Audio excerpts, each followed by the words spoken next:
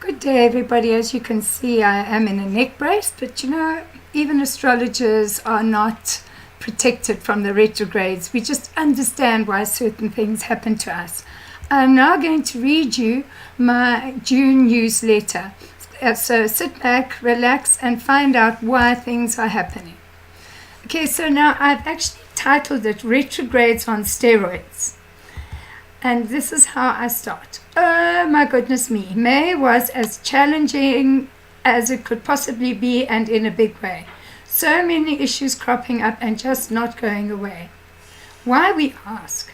As per usual, I look to the planets for answers, and they never let me down.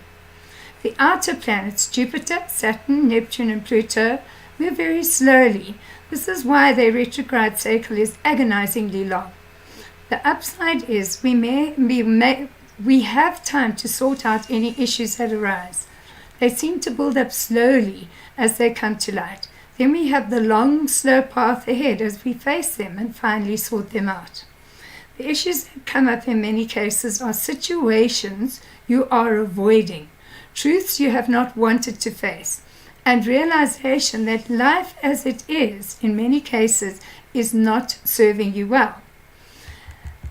To best use this very harsh, challenging energy is to take the time to find a positive solution. We actually have no way of avoiding what issues we have put aside for whatever reason, but now we need to deal with them. Usually the retrograde cycle of the outer planets are easier to manage. They normally actually rock.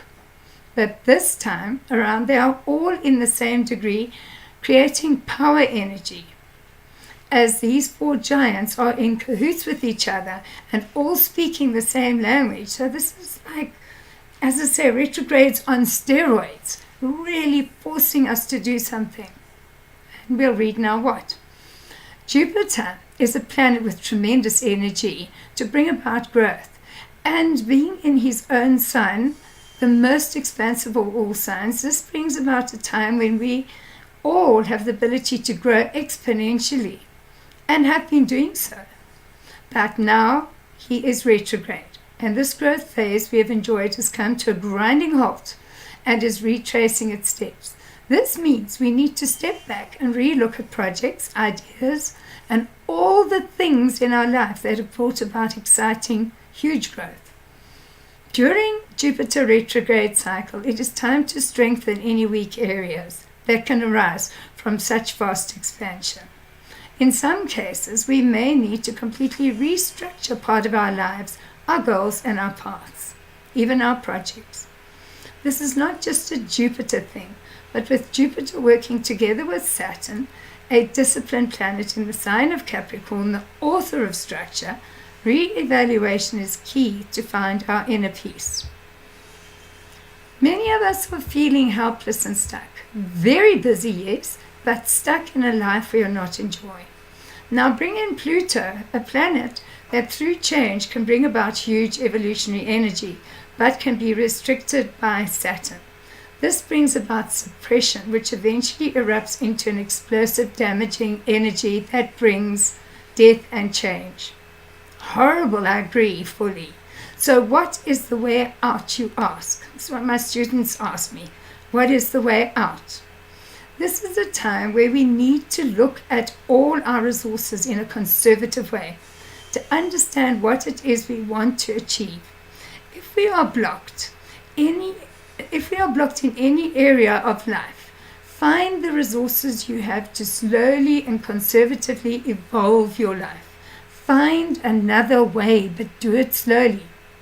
Jupiter will show you where the weakness is. This weakness can be pounced upon by the Saturn-Pluto energy. All retrograde, all crying out for evaluation.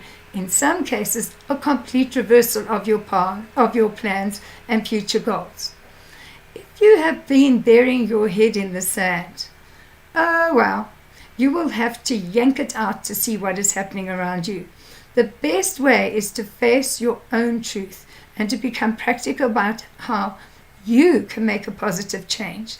In some cases, it may be the end of an ideal, a dream, and in others, an acceptance of bettering what you already have.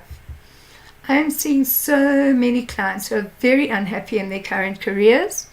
In some cases, the best type of the solution is a change of attitude and manner in which you manage what is distressing you in the work environment. Just manage your work environment better, and it's an attitude that can change that. Now, Neptune is still not moving. He'll only slowly move backwards towards the end of the month, and he is clinging to Saturn. Just the two of them are like married. Essentially, what we have here is restructure working with a dissolving of a reality energy. So restructure yet dissolving, restructure yet dissolving. But here is our chance to bring our hopes and dreams into focus and test them in a material world.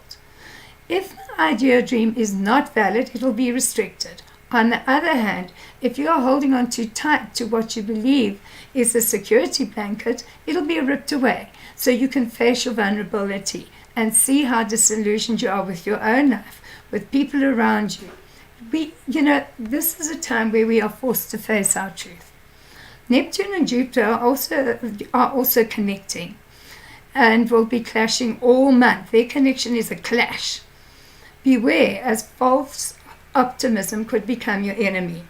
Financial loss and the chance you could be taken for a ride will be very high. Yep, it is when desperate situations seek a way out, and due to fear and panic, foolish risks can bring about big losses. Sorry. What is wonderful is we will see the dishonest and scourge of the earth liars popping up all over the place. Exposure of the most awful behavior of others cannot be hidden anymore. The Jupiter-Neptune can test our grasp of reality and our mental ability to translate our ideas into practice. Be very careful that your reality is not your downfall. We cannot see our path clearly this month, so we will feel frightened, stuck, and frustrated. Fear and panic is a natural response. The best response is to research your truth slowly and clearly, to think very carefully before wasting time and money on committing to something that is draining you, or that could be a quick out. It is also not a time to rashly drop a situation without finding the right way to do so. Either grow as you find a way to fix things, or let the dust settle so you can with clarity leave the situation. Okay, enough about these retrogrades for now. They're horrible. Let's look at some fun times ahead. The weekend of the 16th of June, Mercury, the mover, trendy, dynamic communicator, is connecting with Mars, the pioneer, in Cancer, a sign of need, family, and nurturing. So this would be a great weekend to plan a family gathering, go climbing or hiking with friends, picnics and outings that will allow your spirit freedom to roam away from stress and just feel nurtured within your clan. It is a time to do something that can free you from harsh work we are doing to reform our lives. This is a week to be free of everyday hassles. A weekend. Escape reality and just be kind to yourself. If only we had the water parks found overseas. The soothing nurturing that water brings together with the delightful anticipation of that high slide can take you into another dimension of excitement. Just shake us out into something exciting and happy. But we do have spas and mountains with waterfalls and hidden pools of fresh water in South Africa. So we have options to find how to cool off and enjoy life with the nature and freedom found not that far away from city life. With Mercury in Cancer, it may be difficult to withhold in our feelings. It may be difficult to hold in our feelings. We need to express them. In fact, at times, we may even surprise ourselves and others as we find our voice and speak out. Just be careful that we are not so emotional that we say things in a deeply or angry, hurt attitude. The possibility for this type of emotional outburst will be at its highest from the 4th to the 6th of June. Actually, not so nice seeing a man cry in anger. Anyway, looking at Mars, a masculine, action-driven planet, we see he is in Cancer, a rather emotional, needy sign that does not fit well with the pioneering attitudes of Mars. It is a strange energy because action will happen on a need base only. The internal conversation will be, do I really need to do this now? If you do, then it will be done. But if you're not feeling it, then you won't do it. Advice for parents and managers: to get your team motivated, start the day with what is the highest need on the agenda. Then and only then can you look at the next need. Baby steps are key. Mars in Cancer is the need to take action, but the emotional water element slows down the speed of that action, and it can at times leak away if not continuously nurtured. Now there is a particularly worrying day, and that's around the 14th and 15th, just before the feeling of escape from all the drama of life comes around, that wonderful weekend we're looking forward to. But what happens here is Mars connects with all the retrograde planets, and this will exhaust even the strongest hero out there. Life will seem so restricted, it will be dissolved and drive you to find a way out. False hopes and opportunities will become clear, and that will be distressing, so exhausting. You will need the weekend to find your quiet place and the strength to reset your path. All right, let's look at medically speaking. I heard about the positive actions Zinc can play in depression. It does, as depressed people, along with hyperactivity and ADD, as well as other brain diseases such as Parkinson's disease, Alzheimer's, and dementia, all have inadequate levels of zinc. There's a lot of information about zinc, and there is, and I do have a link, but you would have to go onto my newsletter, onto my website page, or just Google it. Now, our bodies need zinc to activate our T cells, which in turn will improve our immunity system, and zinc attacks infected or cancerous cells. So there's another a positive reason to take zinc.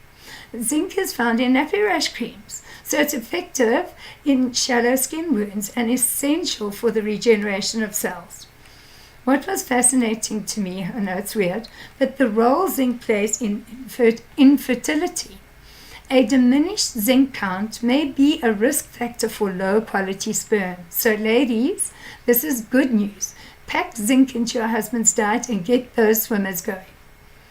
Well, if you don't want to, then just take it out. So where do we find natural zinc? Red meat is one of the richest sources, followed by shellfish. But for vegetarians, eggs, milk products, and cheeses are a great source. Let's not leave out the vegans. Here you have legumes, whole grains, nuts, and seeds. Some seeds do have more zinc in than others, so just find out. Now, I just love ice cream. That is milk and cream and sometimes eggs. So I think I'm covered. And perhaps that's why every time someone in a movie is having a crisis, they eat ice cream. The zinc enhances moods. It's an interesting thought. So I will continue with my ice cream.